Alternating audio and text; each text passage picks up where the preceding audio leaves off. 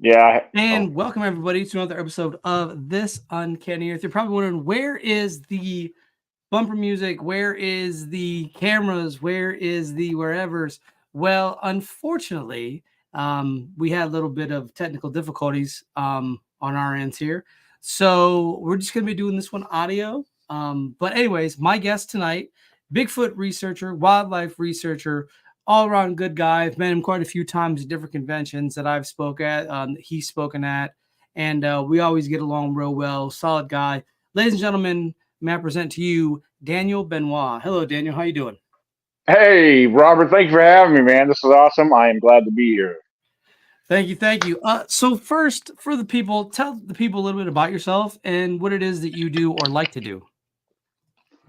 Well, first of all, I'm a wildlife and Bigfoot researcher. I've always had a very strong interest in the outdoors ever since I was a young child.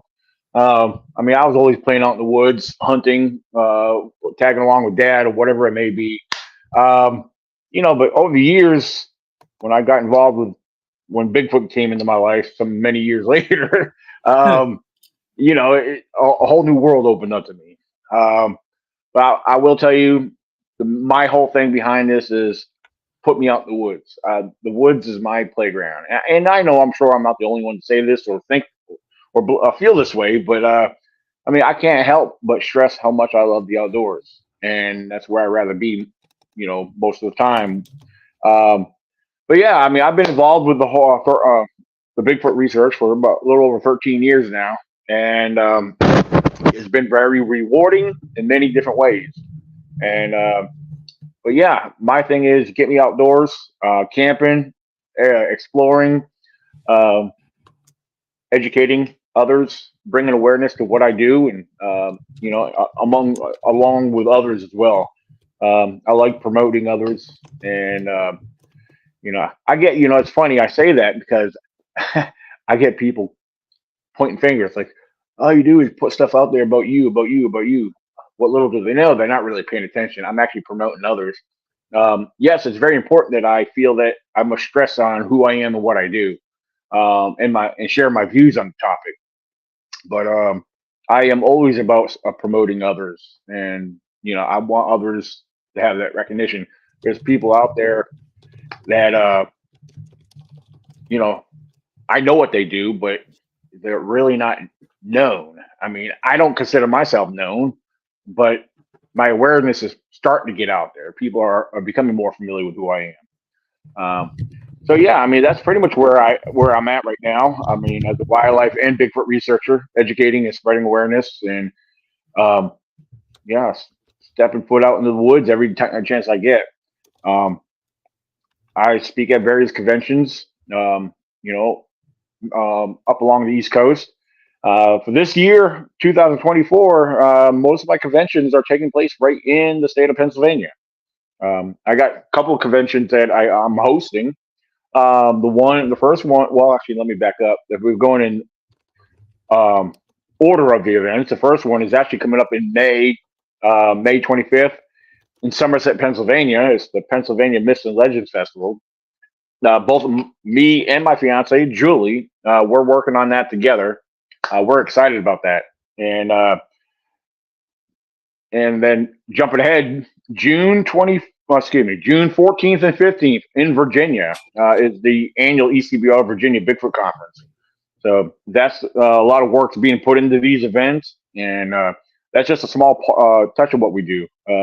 Apart from hosting events out there in the field, researching, um, we do a lot of investigations. We get a lot of reports, which we love reports. We welcome reports, and if it's something within our range or it's something that we're able to do, we'll schedule it for ourselves to investigate.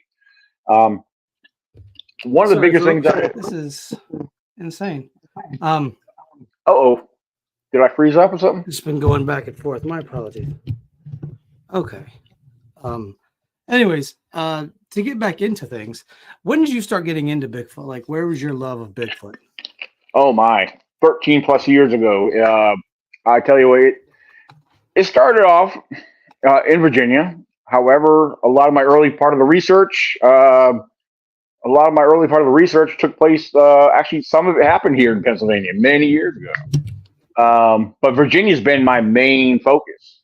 Um, tell you what got me into it, and it's funny. This has been a very debatable video footage, but the Roger Patterson Bob Gimlin footage.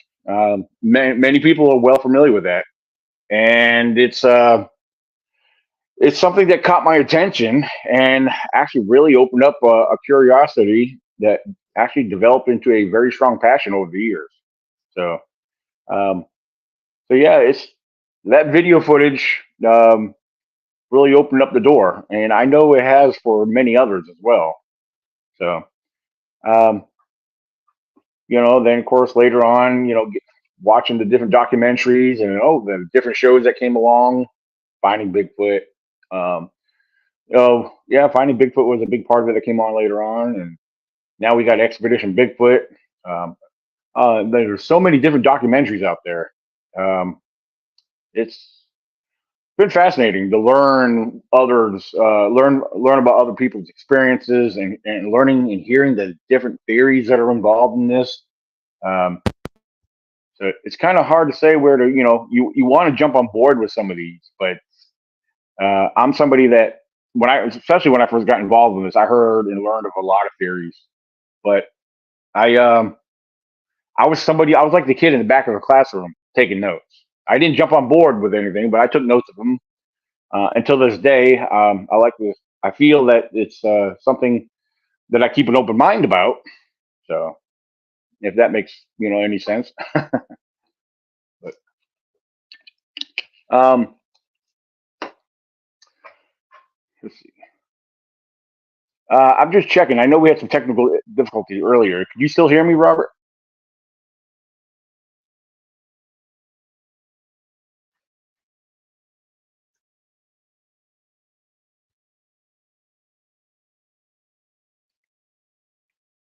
All right. All right. I'm not hearing Robert. I don't know if Robert's here or not, but well, anyway, I guess I could try to keep talking here. For those who on the comments say that they could hear me, I'll try my best to keep talking. um, well, I've been busy working on organizing and scheduling a lot of events that I've been asked to speak at. Normally, I speak at several events throughout the year. Unfortunately, this year I have to limit the amount of events I speak at. I have some things I'm not at liberty to discuss at the very moment. Some possibilities of what might happen, which my fingers are crossed. These are good things that might happen. So I really don't know which direction they're going to go in. So as of right now, the events I do have scheduled, I'm hoping I don't have to cancel them. But if certain things fall through, that's something I might have to do. Right. Uh, Right. so um, How many yeah, I don't, events? How many events are you speaking at this year? as of right now, there is actually only 7. Technically, well, there might be 8. There might be 8, but that event, they have to wait till they speak with their committee and have their meetings because this particular that event would be the South Carolina Bigfoot Festival. They like to bring me down there every year, but they have to wait till they at least go through a meeting or two before they start confirming and saying yes or no and all that good stuff. So, but yeah, as of right now, there's 7 conventions. Of course, the 2 that I'm hosting, and those don't involve or include all the camping outings that we have planned, the private investigations that we plan on doing. So, um, and that's another thing. Some of our investigations that we have scheduled, yeah, I say they're private because we're not going to share the locations or who they're involved with. But what we do with a lot of our field work and our exploring, we film everything. If there's eyewitnesses involved, we do interview them, and we try to put that together the best we can to share with the public later on. So that's one thing we like to do. We like to film and document everything. Uh, and the majority of our field videos, when we do our own exploring, most of the time it's sharing the scenery and some interesting and odd findings that we come across. Um, but yeah, as far as the events, that's pretty much it at this very moment. Like I said, it's to say if there's going to be any more. It's kind of early to say. So, matter of fact, I just put out a list. I made a post about it probably maybe an hour or so ago, with just a list of events that I will be at for anyone interested, wanting to check those out. So, but Awesome, uh, awesome.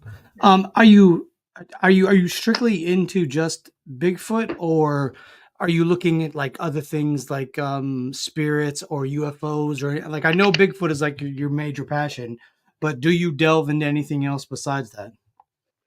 well, I will tell you this: the interest of yeah, the UFOs, that phenomenon. I mean, that it does interest me. However, even the paranormal. Um, yeah, and I've opened more up to the paranormal, by welcoming it into my events and stuff. Like my committee team in Virginia for our Virginia event, my committee team, they're actually in a paranormal team themselves, and we are actually getting more paranormal teams involved, with our conventions. Um, and also, basically with what we're doing in Pennsylvania here, the Pennsylvania Myths and Legends Festival. Of course, I believe that falls under a lot of different categories involving the paranormal, various cryptids. But now my main subject is Bigfoot, wildlife, and Bigfoot.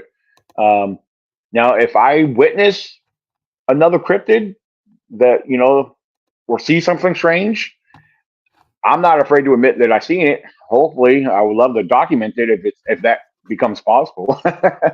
um, so yeah, I mean, I'm open to other cryptids. It's just right now my main focus, which it has been over the last 13 plus years, is Bigfoot. So um, yeah, I mean, I like to.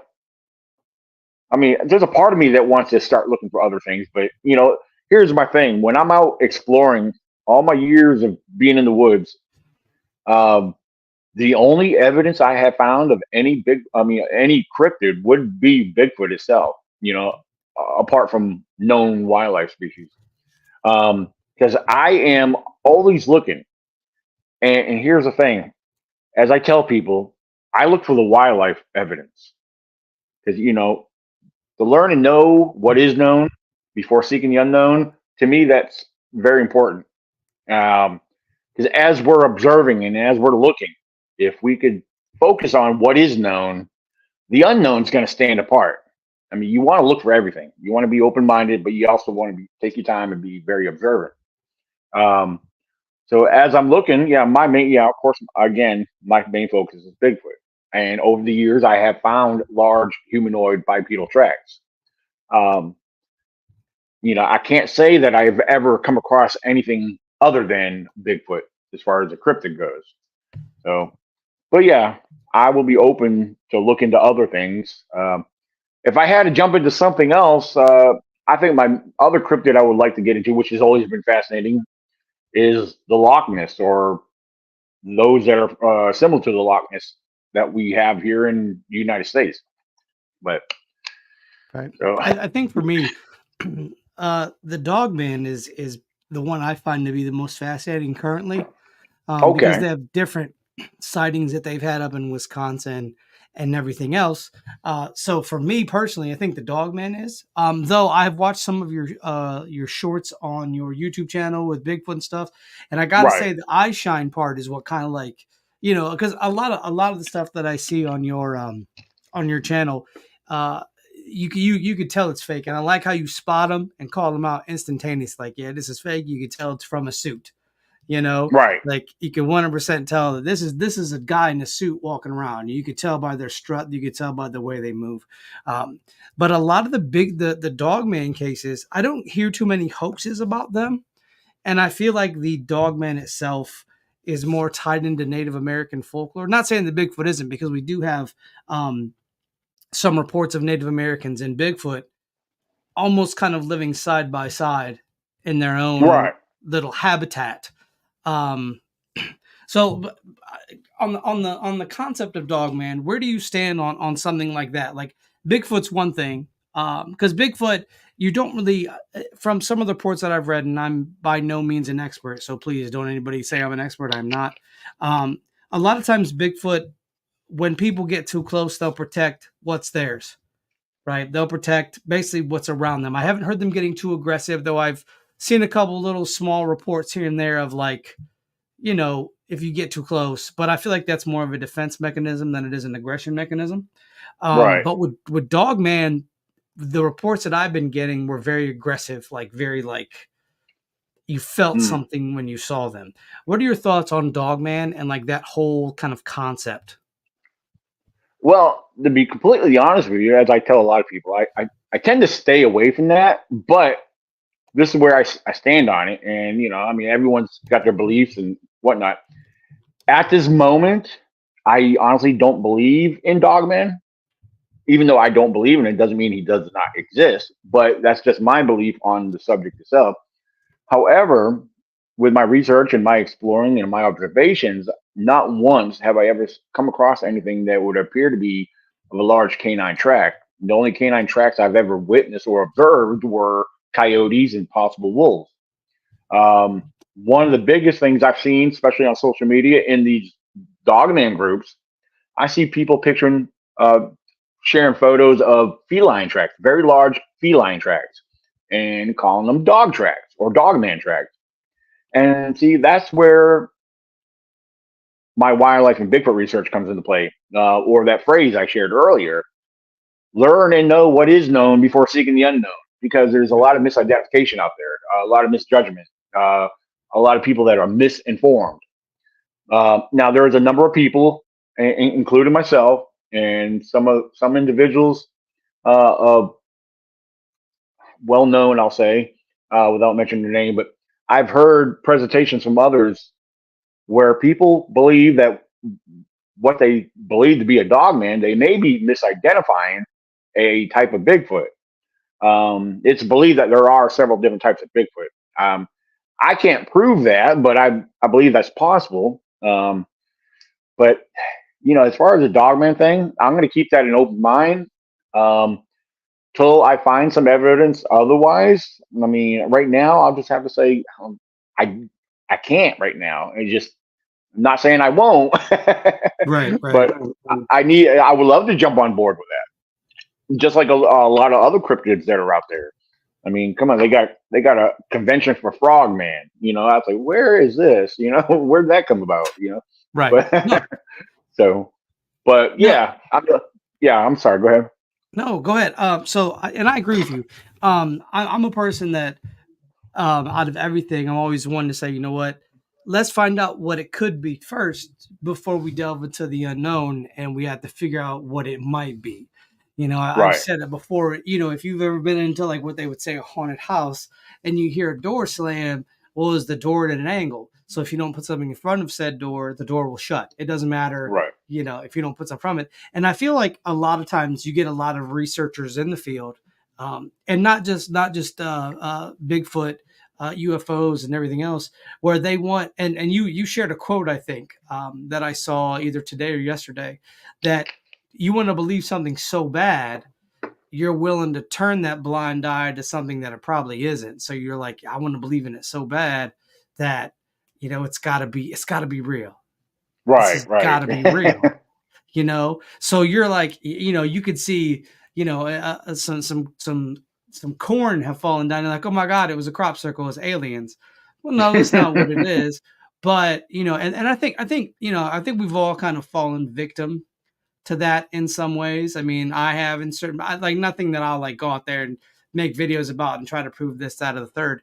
But I have gone on a research and been like, man, this has got to be it. It's got to be it. And then I'm like, nah, this isn't it. And I got to kind of back up and go back to square one with some of the things that I have researched, because it didn't hit what I thought it was going to hit. And I think putting aside your objectiveness to go back and be able to have, like, be able to open yourself up to be like, hey, I got to see what all areas of this could be, because I don't want to be stuck in my own belief system, and I think it's good talking to other people, because then you get a better sense of what's going on. Now, like I said earlier, I think the one thing, like one of my favorite things, is that you point out like scammers, and I don't see a lot of people doing that.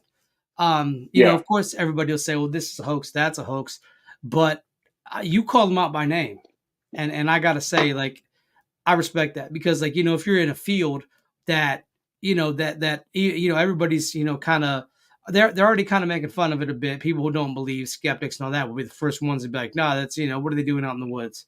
Right. Right. So I think like culling your own herd is something that you have to do when you're into something that big. Um, what makes you want to call these people out? Like when you're like, man, this is fake. I gotta let people know. What is the driving force behind that for you? Well, thank you for asking that because first of all, I do want to specify or clarify that I'm not trying to be a bully, you know, Right. but people are being misled. There's gullible, naive people that will follow these people because it's fascinating, it's intriguing. It's these hoaxers and these people pulling this stuff.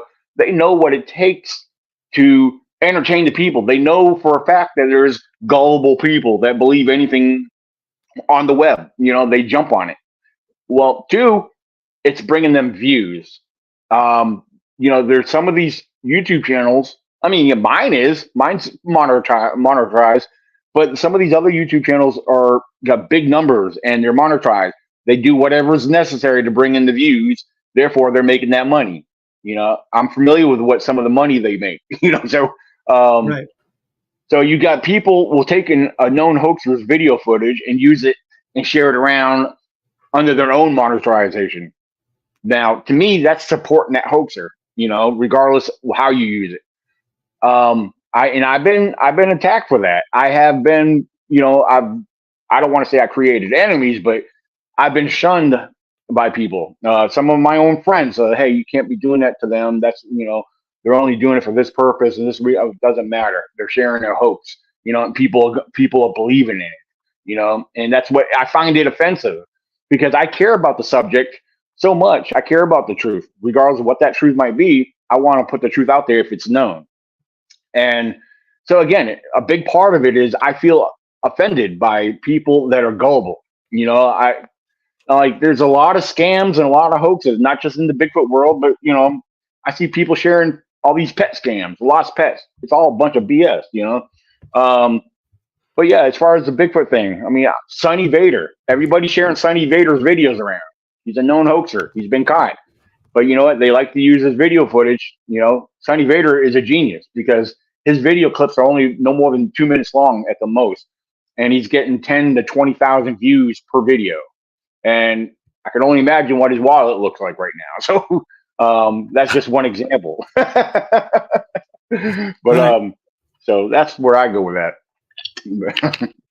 But Yeah, and that's the thing. I think especially when we're dealing with in fields that we love, that we spend time on, the research on, and then you have guys that come in and they kind of shortcut themselves to the top of the line, right? yeah, And so when they shortcut their way, they don't do the research. They haven't been in the same places that a lot of us have. And they haven't been, they haven't been there when the research doesn't pan out, and you get dejected and you get beat down. Your research isn't where it needs to be. You're like, I gotta find another avenue. It's not an easy thing for us, I think, and I appreciate people that hey, we're still on the grind.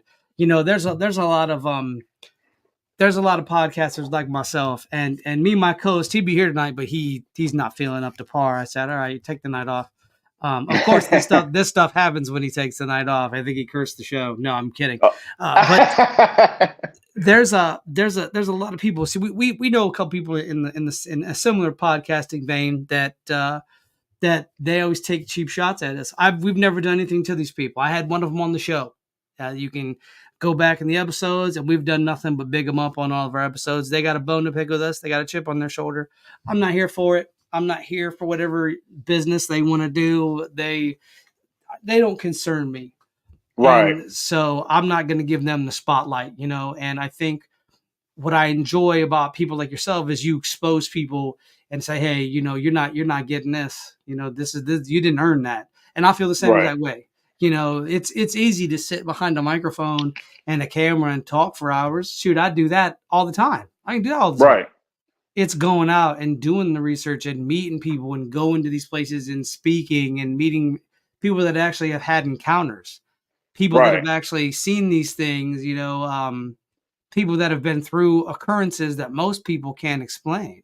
And I think that is what I respect about folks like yourself, folks like Les Odell. Big shouts out to Les Odell. He's another one that he'll go out there. If you got something going on, he'll show up. He's been known Oh for that. yeah, Um, absolutely. Yeah, I've had him at one of my local little meetups I've had here in Pennsylvania. He's one of my speakers coming up in May.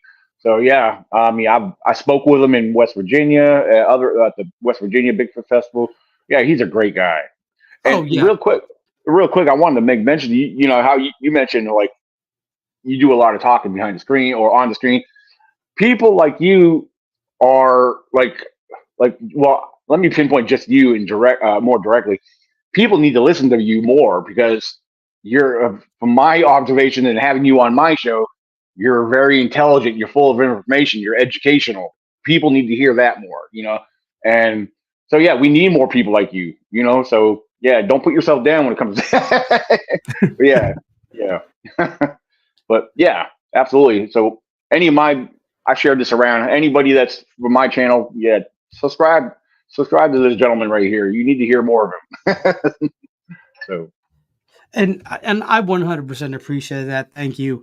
I've been doing it for a long time. I've been reading books. I've been studying. I've been doing all sorts of research. I have books on everything you can imagine. Everything from religion absolutely. to Bigfoot to UFOs to you name it. I've got it. It's sitting. If you can find it in the library, it's here. If you can't, it'll be here in 2 to 3 business weeks, because a lot of the books I get, I have to order from places and they're not cheap. So, Oh, I can imagine. Yeah, but I prize knowledge over everything. I'm not going to go into a conversation with somebody, and that's why and I want to give a big shout out to you for having me on the show. Thank you. That means a lot to me. I love when people hit me up like, "Hey, you want to be on the show?" Yes, I love to talk. So let's and I love it. I love doing this. I love speaking at engagements because I want people to hear what I have researched, what I've been working on, what I have coming up, because a lot of the stuff that I'm into is very deep stuff. I try to get into things and put stuff out there that not a lot of people may know about. Giants being one of those. A lot of people know about Bigfoot. A lot of people are well versed in Bigfoot, folks such as yourself. Uh, and I was like, you know what? I want to talk about giants. I think that is the I think people need to know about that because, having research and having read reports of the Smithsonian coming in and taking bodies, removing whole bodies of just giant skeletons and going to dig sites and pulling multiple skeletons, 9 to 12 feet tall people, sometimes tall. I think 15 feet at one point was one of the taller ones that I'd read about. And this is in places that are close to me. This is Ohio. This is, West Virginia. This is Pennsylvania. This is in Virginia. You had, I think, as far south as like Georgia, maybe Florida. And then you have as far west as, if I'm not mistaken, parts in Arizona and other places of that nature. So, like, when I meet people who have that passion for something like you do, like Les does, like folks like that do, I gravitate to people like that because I like to learn from you guys because I'm not well versed in Bigfoot. That's one of the few areas that I could always stand to learn more in everything I do. I'm not an expert on anything. I don't want to be considered an expert on things that, you can't be an expert on, until you've actually right, had an experience. And there's people that have had them. And then there's people that haven't. And if you call yourself an expert and you've never had an experience, are you really an expert at the end of the right, day? And that's something right. for me because I would love to go out in the woods with some of you guys and because I'm always open to going out in the field. I'm as much as I love being warm in my house, I would love to go out and see and hear because as much as people can say, hey, I saw a Bigfoot, I was in the woods, I heard a tree knock, I heard a howl, I heard this, I heard that. You heard it. I didn't hear it. And until I hear it or experience it, it's harder for me to believe. And I think that Right. I think by going out in these fields with folks, I think that's something that everybody can do. But not to get too far off topic here, I think that being knowledgeable, it takes time and effort. I've been reading up on stuff since I was probably 5 or 6. I was learning to read, and one of the first books I learned how to read was a Time Life Western book, and Mm. it showed the dead bodies of outlaws that they would post up in front of different places for two reasons: one, to deter would be robbers, and two, to tell the city, hey, it's safe. It's safe. You don't got to worry about these people anymore. They're not out there. And for those who would be out there doing this, we will put a bullet in your head too.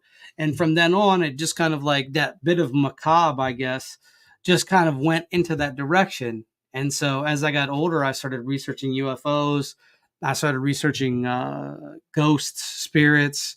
Um, I've been researching darn near every religion on the planet. I've researched high and low because I think when we really want to sit down and look for the unknown's my favorite thing. Like Oh all of yeah. the unknown, I enjoy it because everybody goes along with their lives and they come home, they watch news or they watch sports and they go to sleep and they get up, they do the 9 to 5 and they watch news, watch sports, go to sleep.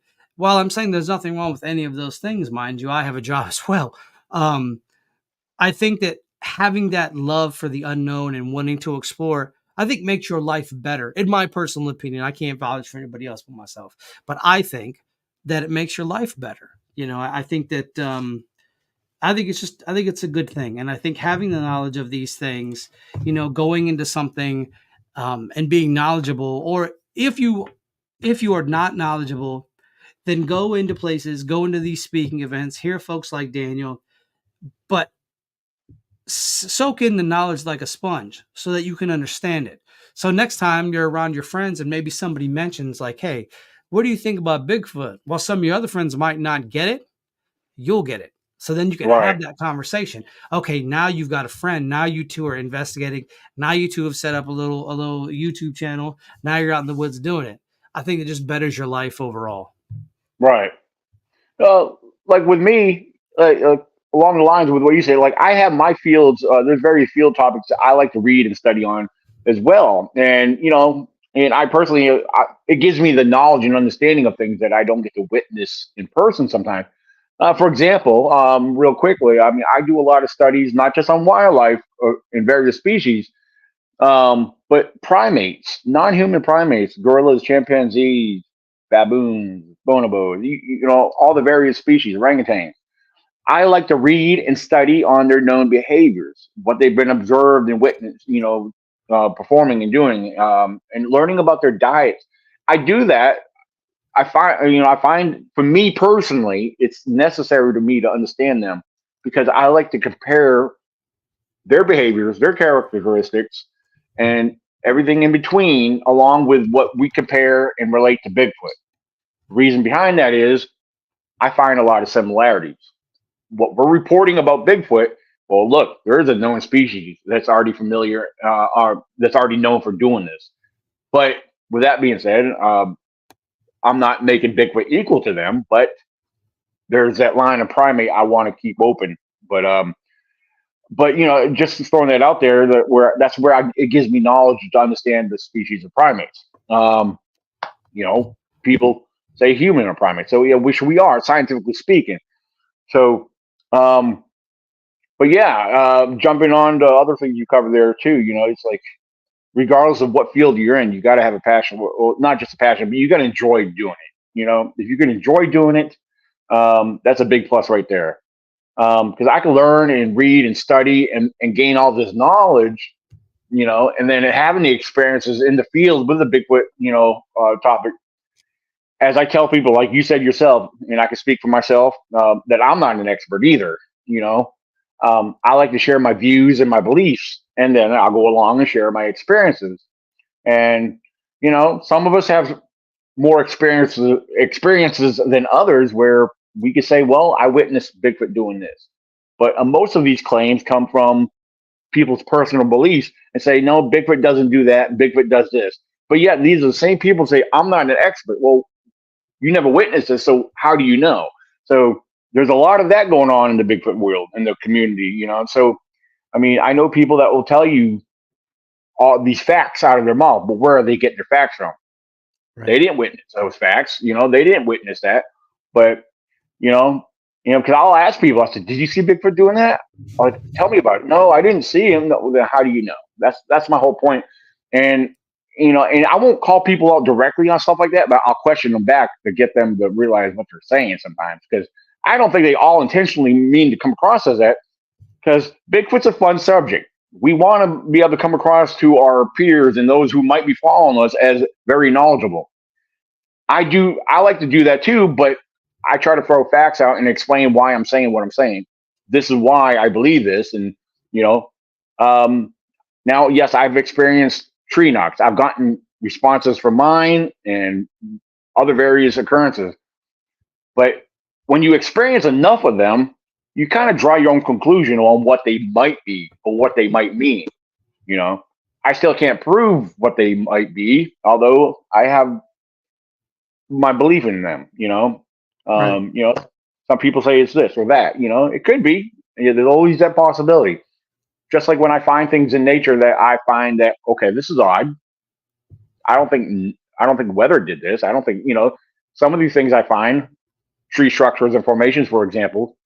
Okay, something with opposable thumbs, something or someone possibly made this and put the work and effort into this.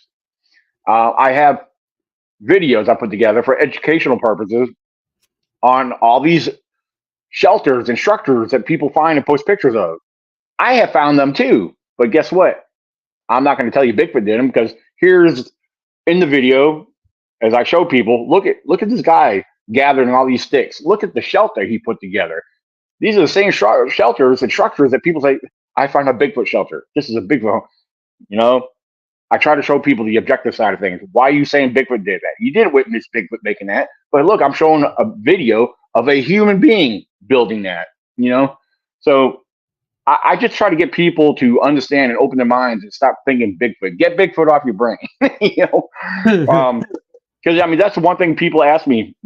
I've had young people and older people ask me, "Well, hey, I want to get more involved with Bigfoot research. I want to start looking for Bigfoot. What should I do?" Well, one of the basic steps I tell them, as far as pick an area of interest, get familiar with it, the terrain and the layout of the land, get to know what wildlife inhabits that area. Number one, the main thing all when you step foot out there, don't think about Bigfoot. Get Bigfoot off your brain. If the unknown is going to be available, if it's going to make itself known, or you find that evidence that stands apart from all the other known, obvious suspects, the unknown is going to stand apart. Then you could question your head, scratch your head, and document what's this. Like sometimes I find things I'm not sure what I'm finding. I'll take pictures of it. I'll share it for observation and discussion purposes. But that's just me. Like I said, I've been called an expert. Some people come back and call me in a sarcastic way. Oh, you must be an expert. I said, no, I'm trying to teach you something or explain something very critical and logical to you that you're just totally dismissing and not getting the point of. No, just by me pointing out other known facts against Bigfoot doesn't make me an expert. But I like to believe I have common sense, and simple awareness, Right. So yeah, I've been accused of a lot of different things, I've even been accused of being a hoaxer, but I don't have nothing to show that's hoax worthy. Right. I mean, a lot of my findings are not, they're not like what other people share, yeah, I used to find a lot of tracks over the years in the national forest in Virginia, my fiance, Julie, we've been exploring up here in Pennsylvania. When we're walking along, I'll spot something. I'll tell, stop, look down the ground. Do you see what I'm seeing? Look, this looks like a track, and some of them are very detailed, and I know she's only just one witness to seeing that stuff, but I do find tracks, some of these are very impressive looking, and she sees for herself, she gets excited, we'll take pictures of them, but unfortunately pictures don't do justice when it comes to tracks. And a lot of people that does enough photography in nature and someone when it comes to Bigfoot tracks realizes this. Unless there's a clear track in the open mud or dirt, but a lot of your impressions in the ground walking through the forest, it can be a number of things, but my biggest thing I hear a lot of when you tell people, oh, that's a bear. Oh, we don't have bears in our area.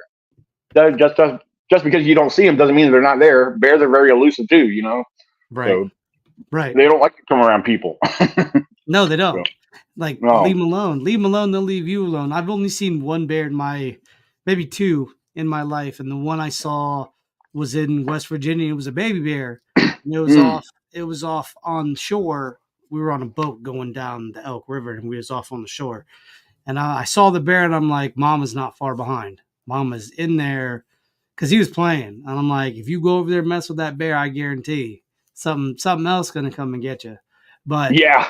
that's the only thing I've ever seen. And the one thing that because we've had Amy Boo on the show, and she's really knowledgeable about Bigfoot, and we've had a couple different conversations back and forth. And what I like is when people pull out the plaster casts of the tracks. Those fascinate me to no end, because I'm like, okay, this doesn't look like a bear's paw. A bear's paw is rather, for the most part, is a fatter paw than a lot of the other ones, and to where the Bigfoot looks like it's more elongated in some plaster casts. Yeah, and usually a wider heel. Bears have a very narrow heel. It's almost like a rounded V-shaped heel. So on a bear, anyway. So right. So you one thing I wanted to touch on too, and I'm glad that you brought this up kind of when you were talking. When people come up to you and they say, Daniel, I want to do what you do. I want to jump into this thing with you, or I want to jump into this thing like you do. The one thing that I said or you said that I liked is kind of like research the area, and I don't think a lot of people really understand researching the area. I don't think a lot of people said, take Bigfoot out of the equation for right now. Take Bigfoot out of the equation, get you a couple books, go out and see what you can see in the area that, if you live in, say you live in Ohio and you're trying to, research, somewhere in California, you're going to be at a loss, because you need to be close to the area. I think personally that you're going to be researching. I don't think it helps if you're 6-7 states away, because you need to be able to go, in my personal opinion, dealing with certain things that I've been into. You have to have a place you can go in summer, spring, winter, and fall. You got to be at these places during the season changes, because not everything is the same. Not everything is the same. Absolutely. Yeah. That's what I tell people. Like for years in Virginia, for example, I'll use Virginia because that's where I spent a lot of deep research and exploring. You go into certain areas. I have my area, my research area. It's a very large area. However, it's broken up into what I call zones. You got Ecro Zone 1, Ecro Zone 2, blah, blah, blah. And certain areas, I got everything mapped out on a geographical map. It's very important to stay in certain areas and focus and revisit these areas for a number of reasons, really. Like I said, knowing the terrain, you want to know potential dangers and hazards, and then you got the wildlife. You want to know what wildlife are passing through and work in these areas, a lot of people don't believe. Like we got mountain lions. I have seen their tracks, and although I have yet to capture one on my cameras out there, but eventually, I believe it's a matter of time. But just like Bigfoot, a matter of time. A lot of people have their excuses why Bigfoot hasn't been captured on game cameras.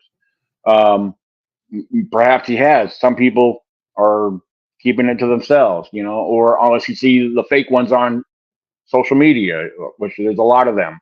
And then you got people taking pictures of whatever. I'm kind of getting off course here, but no. No, you're fine. Yeah. But yeah, it's very important to get familiar with the area you plan on working. And I have a habit of, I'll work a certain area and I'll venture out of the area. But it's important to visit that area every so often. Like is it year after year or through various times throughout the year, because you're going to see a different appearance of that area. Like the change of the weather, the leaf litter, the fall, the pine litter, and a lot of that plays a key role in your area being active versus non-active. Um, yeah, and when the leaf litters are down and everything, yeah, it's usually around the late fall when you got hunting season comes in there. Yeah, the deer are going to keep roaming around, but your elusive species are going to be a little further away. Right. Uh, and then, not to mention colder weather. If there's a shelter or a location for them, they're going to be staying put. Yeah, I believe Bigfoot roams around during the winter. I mean, like every other species, they got to eat. Right. A lot of people think bears hibernate all the time. That ain't the case, especially here on the East Coast. They will be out and about, moving around. They eat all the time. Yeah, they might slow down a little bit if the temperatures are cold enough. But my observations with bears in hibernation, I see bear evidence all year long. Even through the winters. So people got to keep that in mind. Not all bears hibernate. Um, so I guess that also varies and depends on various individual species of them, but in different locations. But yeah, there's a lot of little basic factors that people need to keep in mind. It's simple knowledge, things that they need to be aware of. But the bigger thing is getting familiar with the layout of the land and the wildlife itself. It's good to know the possible the ecology, because a lot of your different various species of wildlife, they depend on the plant life and the vegetation and the other wildlife that work these areas, because you got your predators that work on the prey, and the prey that if the food source is there for the prey, most likely your predator is going to be hunting that area too. So these are areas you need to really pay attention to. Water sources, those are important to know too.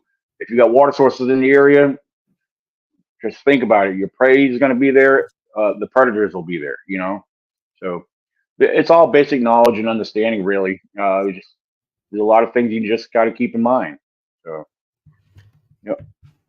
And I think that's important. I think the number one thing that this basically stood out in this conversation about Bigfoot research doesn't really involve Bigfoot. It more involves the layout of the land. It revolves around the wildlife in the area. Um, and that's, I think that right there, those two things right there, I think are amazing. And then you add the Bigfoot aspect into it, and that makes it better. But those first two, it makes you knowledgeable. So when you might go into a place, and once you understand how a forest works, once you understand the way you went about researching and getting the information for this stuff, it makes it easier for the next location you plan to research. And Right. I think that opens a lot of doors. I think that opens a lot of things, because now you get a couple friends and you guys head out. I'm not one to go out unless it's a place that's local to me, and it's not as wide, it's not as big, the acreage isn't as large. I'll go by myself, but there's very few places bigger than that I'll go by myself. Um, Right. and it's not about being scared or being afraid. It's about, I like to have other people around me so that if something goes down, it's better to, it evens out the odds. It's Right. less likely something's gonna try to do something. Um, Right. Like and they say, so, safety's in numbers. yeah, no, I agree. Especially when you're out in the woods. Especially, if something happens to you too.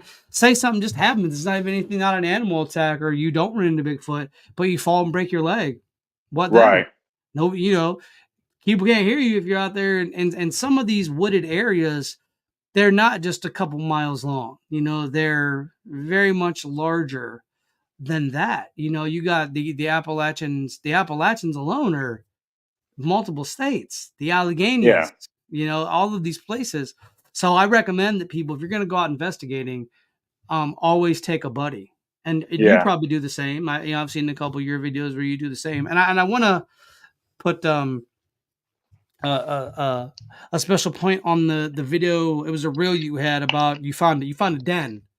You found a den Oh, out yes. in Pennsylvania, and I was like, that's fascinating, because obviously you could say, well, Bigfoot can use this, but your wildlife is going to use that. Your bears, your mountain lions, anything that's coming through there on a bad night, in the middle of winter. when there's lightning and thunder and rain, animals don't like that kind of stuff. Right. I have pets here and they hate when it starts lightning out, it's bad. They'll hide. They Yeah. don't much care for it.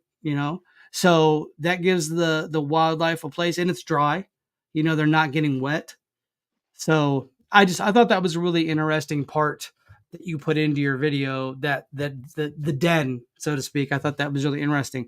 And that's what I appreciate about your videos, because you're at these locations. Yeah, I might not see, a very blurred out picture of what could be a Bigfoot, but on closer inspection, it's just a tree branch, because I saw Yeah. that you had done something similar to that. What Yeah.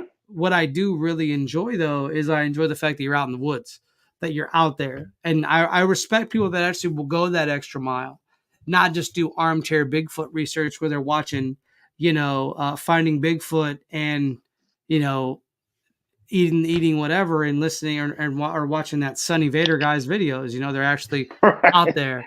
They're out Yeah. there in the field. They're out there like, okay, I don't think this is the Bigfoot. I think this is probably just a bear that has come through, given the history of things and given what this is and what that is.